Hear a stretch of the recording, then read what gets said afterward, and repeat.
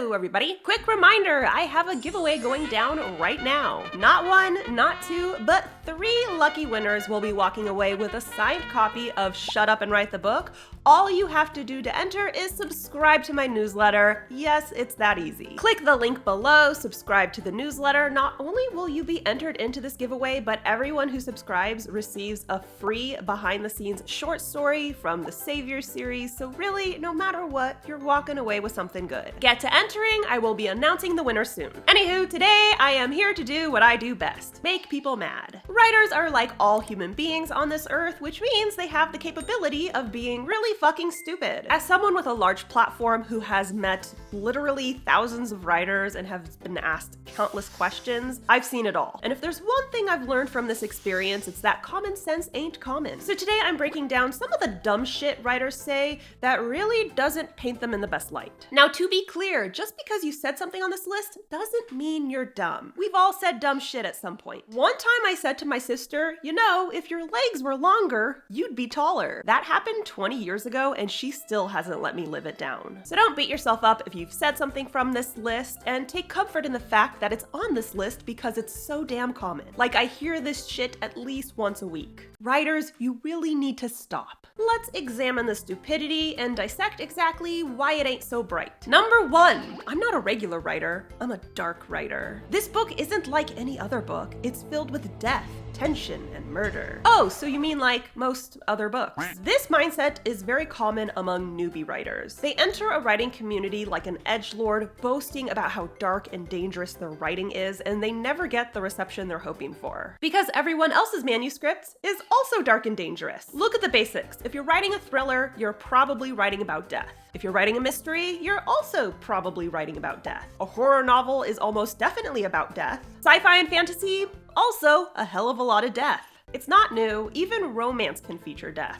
Hell, dark romance is its own subgenre, and that shit gets wild. This is not to deter anyone from writing dark fiction. I mean, I kill at least 18 people in The Savior's Champion alone. But so do at least half of all authors. That's the point I'm making. It's not edgy to kill off characters. You are very much a regular writer, and that is perfectly fine. On the flip side, number 2, I couldn't find any clean books, so I wrote one myself. I call bullshit. I am a cussy author who writes about decapitations and genitals. I do not go out of my way to pick up clean books, and yet I somehow manage to read them all the time. The book I am currently reading is a clean book. I did not seek it out, it just ended up in my TBR. And this happens because clean books are everywhere. To catch you up, a clean read is a book that doesn't feature any graphic violence, cussing, or sexual situations. And if you think the term clean reads is a problematic label, that's because it is. However, it's so commonly understood, I don't think clean authors have any choice but to follow along with that label. There's absolutely nothing wrong with writing clean fiction, it's just that a lot of clean authors will make their sole sales pitch revolve around the cleanliness of their writing.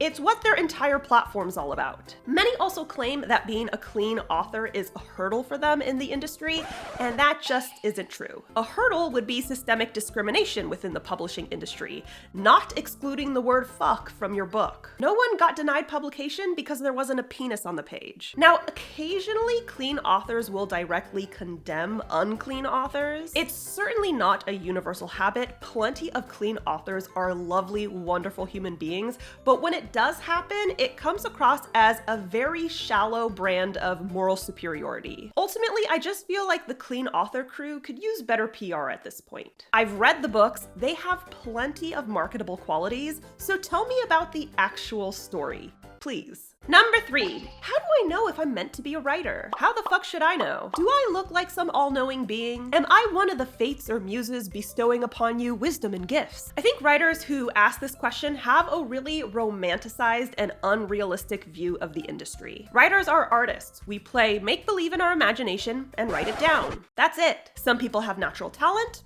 others don't. But regardless if you're naturally talented or not, every single author needs to work at their skill set and grow their craft in order to become a truly good writer. So the concept of meant to be isn't exactly relevant. No one is waving a wand and granting you the gift of prose. It's up to you to study the craft. Learn structure, research grammar, read lots and lots of books. If you're doing all that, then yeah, maybe one day you'll be a good writer, or maybe you're already a good writer. But if you're just sitting around waiting for destiny, then that's probably what you're meant to do. Sit on your ass and do nothing. Number 4, I don't sell any books because no one appreciates my genius. Alternate phrasing is I don't sell any books because I'm ahead of my time. Writers who make this statement usually fall into a very specific category. First, they are typically middle-aged men. I don't know why. I don't make the rules. Second, they self-published. This is not a dig at self-publishing. I am an indie author myself, and I love it. But these dudes give us a bad name. Third, they did not hire a professional cover artist or editor, and it shows. And fourth, they do not have an online presence, and they have not marketed or promoted their work in any way, shape, or form. Buddy, this has nothing to do with your genius or lack thereof. People aren't reading your book because literally no one knows it exists. And if they do somehow stumble across it, it looks like absolute dog shit because your cover art is clip art and your blurb is filled with typos. It does not take a genius or a writer ahead of their time to know that everyone judges a book by its cover, and everyone prefers stories that are not littered with mistakes. Your story may very well be amazing, but it didn't stand a chance in hell because you set it up for failure. It's time to stop blaming ignorant readers and start looking toward your own ignorance. The call is coming from inside the house. And number 5, audiobooks and ebooks aren't real books. We get it, you're classist and ableist. First and foremost, physical books are not a luxury everyone can afford. That's the entire reason libraries exist. Ebooks are priced a lot cheaper than paperback and hardback books, which makes them much more accessible to low-income families, and if that gives you the ick, that's a you problem. Second, I don't know if you're aware, but some people struggle to or physically cannot read paperback and hardback books. I know dyslexic readers who prefer ebooks because they can switch the font to a more dyslexic-friendly style. I know people with severe arthritis who struggle to hold a book and turn the page, so they have a much easier time listening to audiobooks. And I know blind people whose main access to literature is through audiobooks. You know, because they're blind. And even if you're not low income or you don't face any reading difficulties, some people just prefer audiobooks or ebooks. And that's okay. It's also okay to prefer paperback or hardback books. The point is, your preference should not dictate what is available to others. If you don't like ebooks or audiobooks, don't consume them, but you shouldn't shame other people who are simply living their lives. Find something better to do than yucking someone's yum. So that's all I got for today. This list grows longer with each passing day, so I'm sure I'll be updating it in the future. What are some dumb things you've heard writers say? Comment them below. If you need a step-by-step guide to crafting your very own book, check out Shut Up and Write the Book. It's available at all major retailers. I got it linked below. If dark fantasy romance is more your vibe, check out The Savior's Champion and The Savior's Sister. You want to get on the hype as soon as possible because The Savior's Army is on its way. And don't forget to subscribe to my channel. I post videos on Wednesdays and I host live streams on Mondays. And if you want to be alerted as soon as I upload, ring that bell. Bye! This is Musumi.